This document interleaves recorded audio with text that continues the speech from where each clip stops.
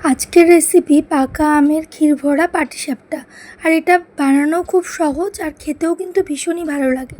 তো চলুন তাহলে রেসিপিটা একবার দেখে নেওয়া যাক। এখানে একটা বোলের মধ্যে আমি নিয়ে নিচ্ছি 1 কাপ ময়দা, 1 কাপ চালের গুঁড়ো, দিয়ে দিচ্ছি 1 কাপ চিনি, আর এখানে একটা আমের আমি পাল্প বের করে নিয়েছি সেটা দিয়ে দিচ্ছি, আর দিয়ে দিচ্ছি দুধটা আমি অল্প অল্প করে দিয়ে ব্যাটারটা তৈরি করে নেব। দুধটা এখানে একবারে দেবো না, যেহেতু ব্যাটারটা খুব বেশি পাতলাও হবে না আবার খুব বেশি ঘনও হবে, সেই কারণে অল্প অল্প করে দিয়ে ব্যাটারটাকে আমি তৈরি করে নেব। তো এদিকে আমার ব্যাটারটা একদম রেডি হয়ে গেছে।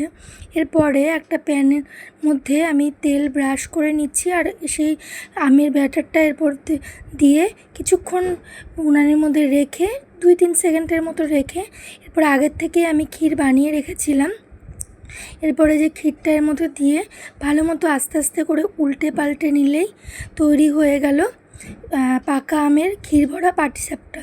তো এটা বানানো খুব সহজ আর খুব সহজে এটা হয়ে যায়। তো তোমরা একবার এইভাবে করে ট্রাই করো আর বলো কেমন হয়েছে। ভালো লাগলে লাইক কমেন্ট শেয়ার করে পাশে থেকো। Thank you.